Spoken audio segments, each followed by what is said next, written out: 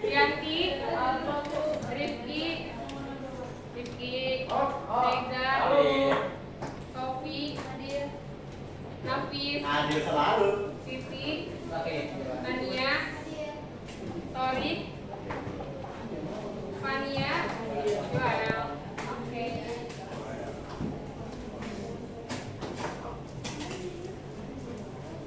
Oke, untuk hari ini kita akan belajar mengenai pengangguran. Nah, sebelum itu, Ibu mau menjelaskan tujuan pembelajaran hari ini. Yang pertama, peserta didik mampu menjabarkan konsep pengangguran, mampu mengidentifikasi jenis pengangguran, mampu menganalisis dampak pengangguran, dan mampu menganalisis upaya mengatasi pengangguran. Tapi hari ini Ibu hanya memperkuat saja mengenai pengangguran. Jadi kalian yang presentasi, hari ini kelompok berapa yang presentasi? 5. Oke, jadi buat kelompok 5 boleh dipersiapkan ya, oke? Yuk.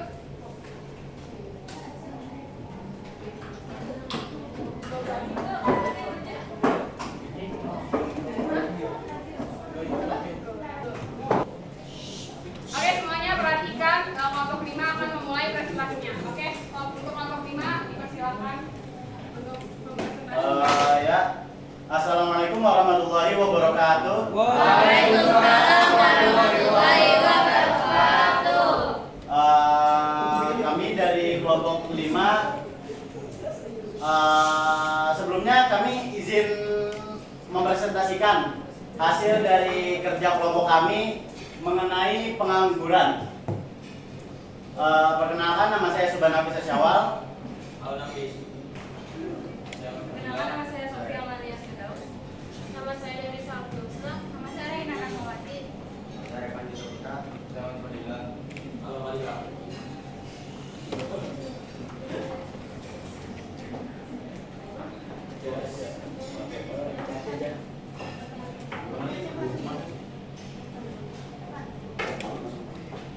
Di sini kita langsung ke masuk materinya aja, pengertian dari pengangguran yang dijelaskan oleh Repa. Yang pertama itu ada pengertian, yaitu penduduk yang aktif mencari pekerjaan, penduduk yang sedang mempersiapkan usaha atau pekerjaan baru, penduduk yang tidak mencari pekerjaan karena merasa tidak mungkin mendapat pekerjaan. Terus ada kelompok penduduk yang tidak aktif mencari pekerjaan dengan alasan sudah mempunyai pekerjaan tetapi belum mulai bekerja.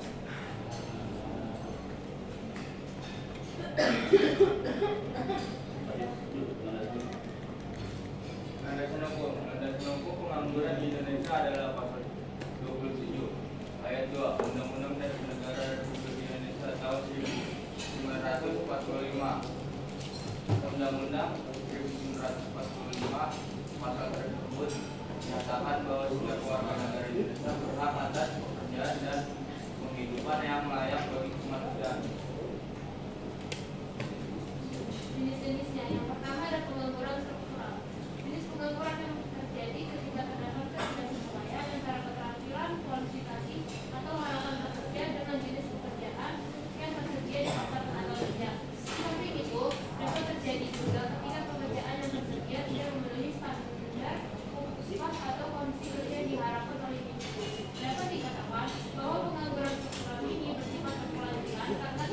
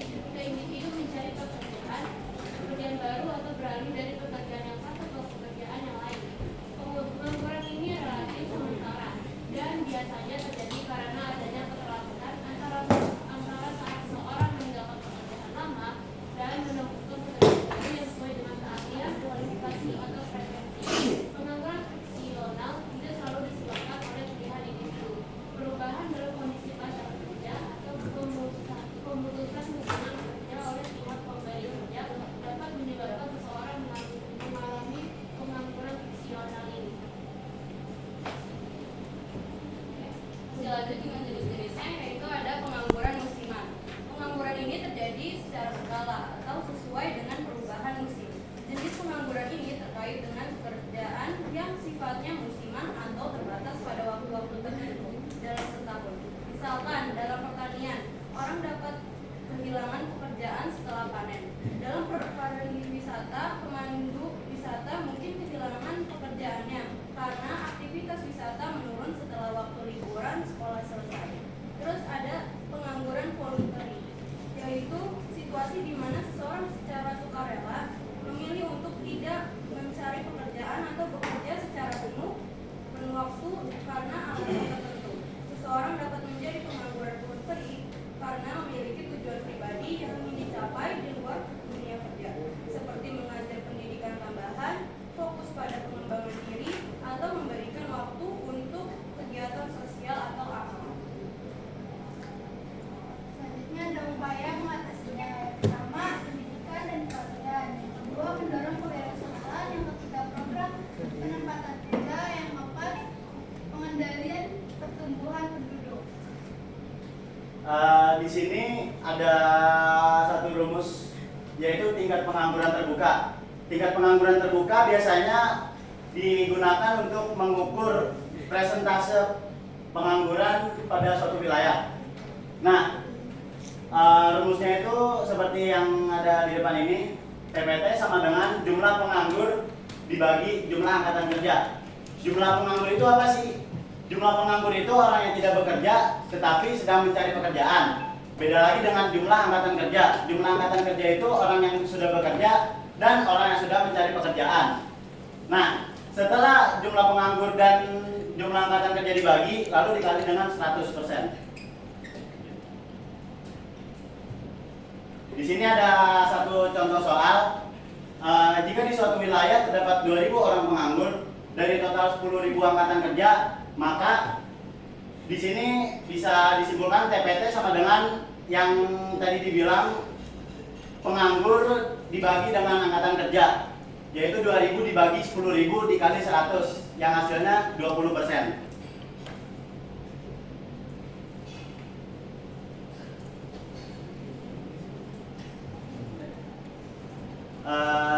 Sekian dari sebelum menutup presentasi kelompok kami, sekarang kami buka sesi tanya jawabnya. Bertanya, saya Renata Sapreni dari kelompok 3. Bagaimana kita dapat memastikan bahwa sistem pendidikan dan pelatihan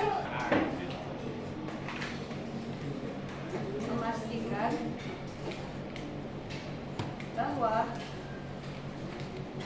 sistem pendidikan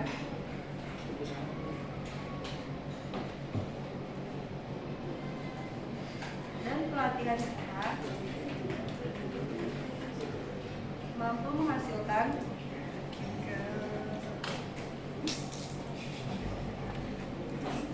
tenaga kerja yang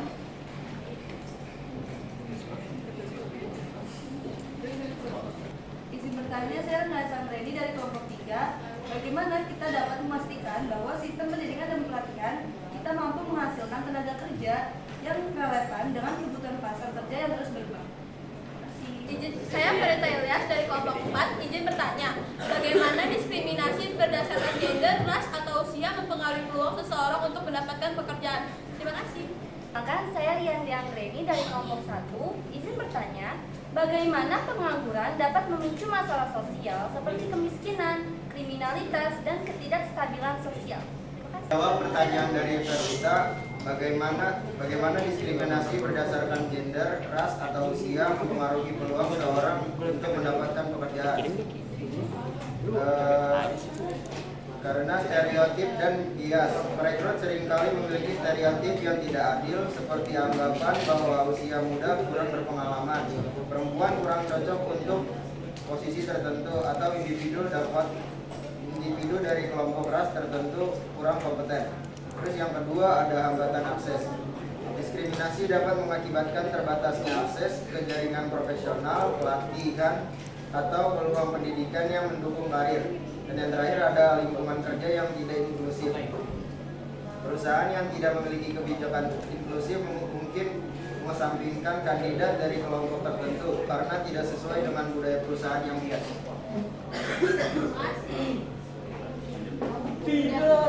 Pertanyaan dari Anti, bagaimana pengangguran dapat memicu masalah sosial seperti kemiskinan, kriminalitas, dan ketidakstabilan sosial?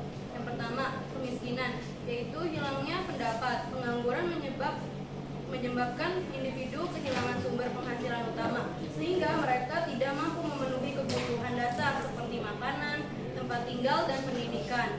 Nah, yang kedua, kriminalitas. Yang pertama itu ada desakan ekonomi. Orang yang menganggur seringkali merasa terdesak untuk memenuhi kebutuhan dasar yang dapat mendorong mereka melakukan tindakan kriminal seperti pencurian, perampokan, atau penipuan.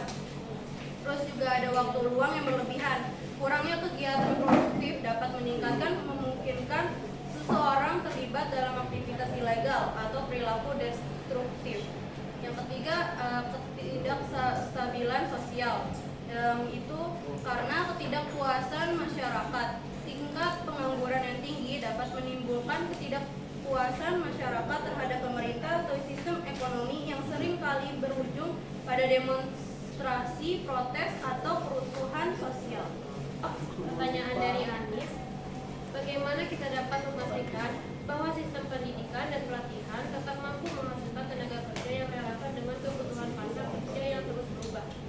Yang pertama, agar pendidikan dan pelatihan selalu sesuai dengan kebutuhan dunia kerja, kita bisa melakukan hal ini. Yang pertama, ada kerjasama dengan perusahaan, contohnya seperti magang atau pelatihan bersama.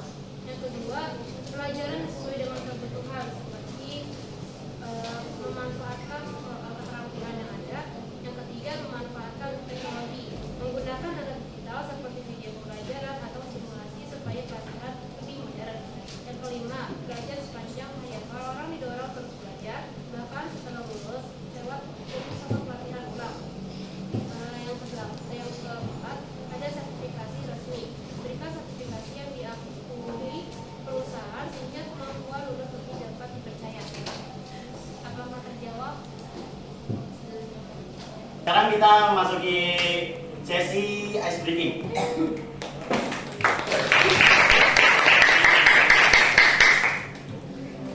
Jadi kita di sini punya 3 ya, tapi kita ambil cepatnya aja. Di sini kita nggak ngambil per kelompok, tapi per orang. Kita bakal ambil 6 orang. Mungkin langsung aja kali ya Bu ya, buat masuk ke ice breakingnya. Jadi clue-nya itu bumi itu bulat. Ngerti? Ngerti kan? Paham. Bumi itu bulat.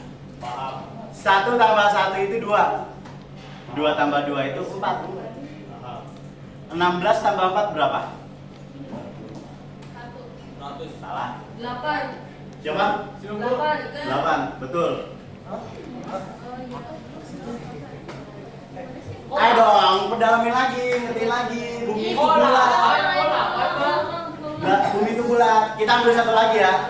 Tadi Lulu udah. Boleh jawab lagi nggak? Jangan boleh dong. Nggak boleh. 1 tambah 1 itu 2. 2 tambah 2 itu 4. 12 tambah 1 berapa? 3. 5. 7. 5. 7. 1. Ya. Oh, Ya, kedua namanya. Tarik. Oke. Kita ngambil per kelompok. Coba deh, gue pengen. Oke. Kita langsung masuk ke yang kedua, ice breaking yang kedua. Jangan lupakan orang ketiga. Ada yang tahu? Ada yang ngerti? Ya, orang pertama itu Rendra. Orang kedua itu Seja. Orang ketiganya? Orang ketiganya Amir. Tuh. Lanjut. Orang pertamanya Indri. Orang keduanya Anis. Orang ketiganya? Tuh. Orang ketiganya teman dekatnya. Akhir adalah awal. Si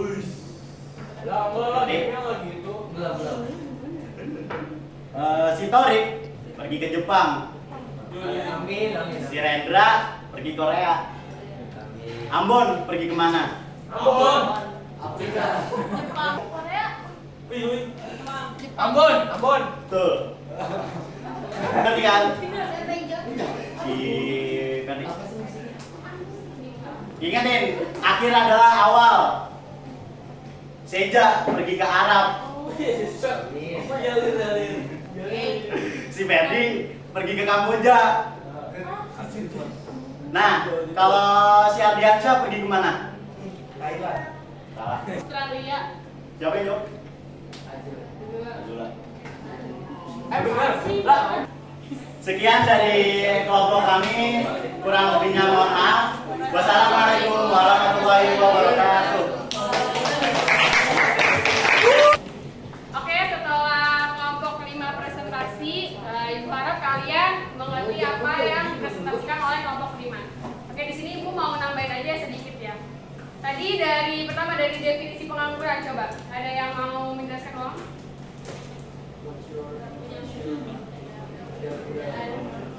Apa orang yang tidak mempunyai pekerjaan? Oke, betul. sedang mencari pekerjaan. Ya, betul. Dan oke, jadi pengangguran itu bukan hanya orang yang tidak bekerja saja, tapi orang yang sedang mencari pekerjaan juga termasuk pengangguran. Orang yang akan memulai atau mempersiapkan usahanya juga disebut pengangguran. Nah, tadi belum dijelaskan mengenai penyebab pengangguran. Nah, penyebab pengangguran itu ada apa aja sih? Ada yang pertama, ada tingkat pendidikan yang rendah. Nah, orang dengan tingkat pendidikan yang rendah biasanya dia sulit untuk bersaing di pasar kerja. Akhirnya mereka kalah nih kalah saing dengan orang yang memiliki pendidikan yang tinggi. Akhirnya jadinya dia tidak memiliki pekerjaan dan mengakibatkan menjadi pengangguran. Lalu yang kedua, lapangan kerja terbatas.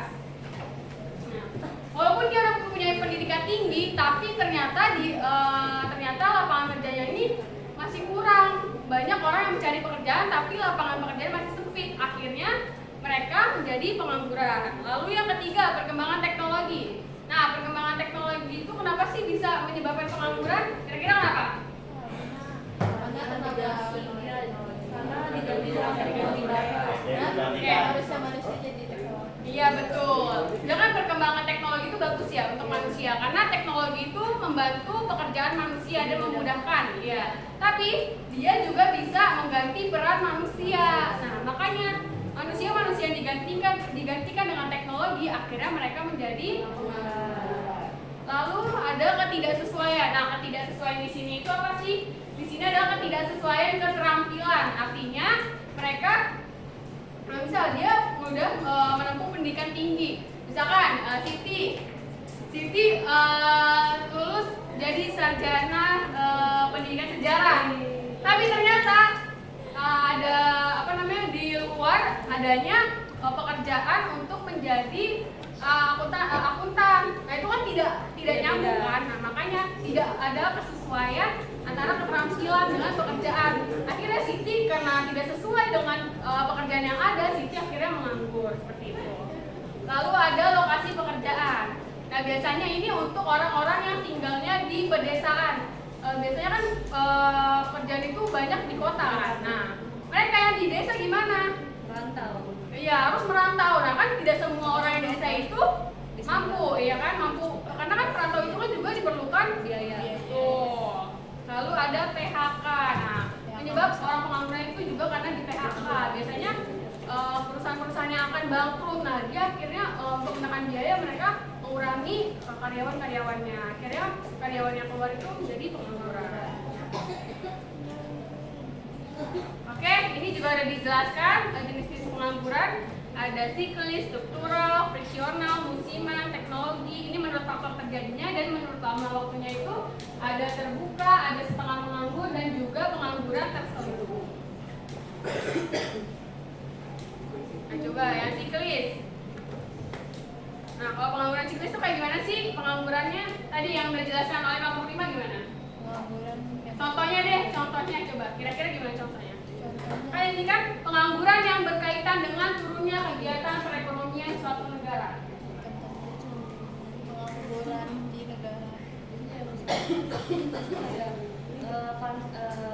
Sebuah perusahaan tuh kayak ngurangin kapasitas produksi karena produknya itu nggak laku di pasar gitu. Ya betul. Ini kan nih ciri-ciri dari pengangguran siklus itu yang pertama daya beli masyarakat menurun. Nah, karena ekonominya misalkan di suatu negara tuh ekonominya lemah.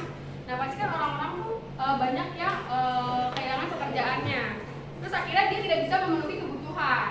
Nah, di pasar makanya akhirnya daya beli masyarakat menurun karena mereka tidak memiliki penghasilan yang untuk membeli kebutuhan. Ya betul. Jadi daya beli masyarakat menurun. Yang kedua, perusahaan mengurangi kapasitas produksi karena barang tidak laku di pasar. Itu ya karena daya beli masyarakat yang menurun. Ngapain perusahaan memproduksi banyak ya kan banyak. Nah itu kan sama aja ya. Kalau tidak laku kan rugi juga perusahaannya. Nah, yang ketiga, sebagian buruh diberhentikan karena perusahaan mengurangi kapasitas produksinya, akhirnya si perusahaan ini mengurangi juga buruh-buruhnya karena ya kan produksi udah sedikit, masa masih sama karyawannya gitu. Lalu yang keempat, pertambahan penduduk tetap berlangsung dan menghasilkan angkatan kerja baru sehingga banyak tenaga kerja yang tidak dapat bekerja. Yang kedua, ada pengangguran struktural. Nah, ini pengangguran struktural ini terjadi karena perubahan struktur atau perubahan komposisi perekonomian. Contohnya adanya peralihan perekonomian dari sektor pertanian ke sektor industri. Ini lalu yang ketiga ada friksional. Kalau friksional itu dia masa peralihan ya. Jadi misalkan kayak orang-orang yang baru lulus nih, terus dia mau mencari pekerjaan. Nah itu kan ada waktu ya, waktunya. Nah waktunya itu dia menjadi pengangguran friksional namanya gitu. Terus juga pindah kerja kan juga butuh waktu. Nah itu juga disebut dengan pengangguran friksional. Lalu juga pindah tempat tinggal. Lalu ada, nah kalau musiman, namanya juga musiman ya. Biasanya ini terjadi di sektor pertanian dan juga industri pengolahan. Contohnya kalau misalkan pemotong hewan kurban, berarti kan dia kerja cuma di saat Idul Adha. Terus yang kedua di sektor pertanian, dia udah pasti pada satu simpanan saja dia bekerjanya, sisanya dia akan menganggur. Lalu yang ketiga ada di sektor pariwisata. Nah biasanya ini dia hanya kerja pada saat musim liburan. Oke. Sampai sini paham? Lalu berdasarkan faktor terjadinya, yang terakhir itu ada pengangguran teknologi. Namanya juga teknologi ya, berarti terjadi karena ada perubahan tenaga manusia menjadi tenaga mesin. Ini contohnya nih dari yang tadinya manual terus sekarang diganti dengan traktor. Nah, itu bisa menyebabkan pengangguran teknologi. Nah, ini contoh pengangguran siklis. Nah, misalkan staf perhotelan yang diberhentikan karena tingkat kehunian menurun drastis selama resesi. Terus perusahaan penerbangan mengurangi karyawan selama pandemi karena permintaan penerbangan turun drastis. Contohnya ada contoh dari pengangguran struktural. Nih dari tadi struktural apa sih? Karena adanya Pergantian dari manusia ke mesin. Struktural itu yang pergantian struktural. yang perubahan Nah, kali ada perubahan struktur. Ya misalkan tadi dari tadinya dari pertanian industri. Ya, tuh. Nah ini contohnya pekerja tambang menganggur akibat penurunan permintaan batubara karena adanya peralihan ke sumber energi terbarukan bertenaga angin. Nah ini contoh dari pengangguran struktural. Lalu ada pengangguran friksional. Nah, ini pengangguran friksional apa? friksional, masa peralihan. Ya betul. Nih misalkan Ica adalah seorang teller bank yang harus pindah kota. Nah itu kan peralihan kan dia. Nah ini termasuk friksional. Lalu guru honorer yang memutuskan untuk berhenti dan pindah ke lembaga pendidikan lain agar mendapatkan gaji yang lebih baik. Nah Hana adalah lulusan SMA yang mencari pekerjaan. Nah itu ketiga orang tersebut termasuk pengangguran friksional. Lalu ada musiman nih, kata penjahit yang hanya mendapatkan pesanan pada waktu tertentu seperti menjelang lebaran atau musim pernikahan. Terus penjual kembang api biasanya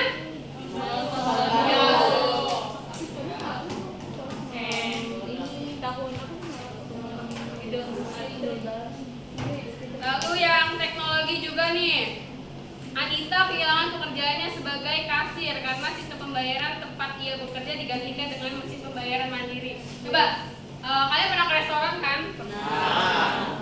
Kira-kira ada nggak yang udah digantikan kasirnya? Di mana? Di sini. Tapi udah ada nggak sih di McD ya? Udah. Ya, ya, juga tinggal check out sendiri kan.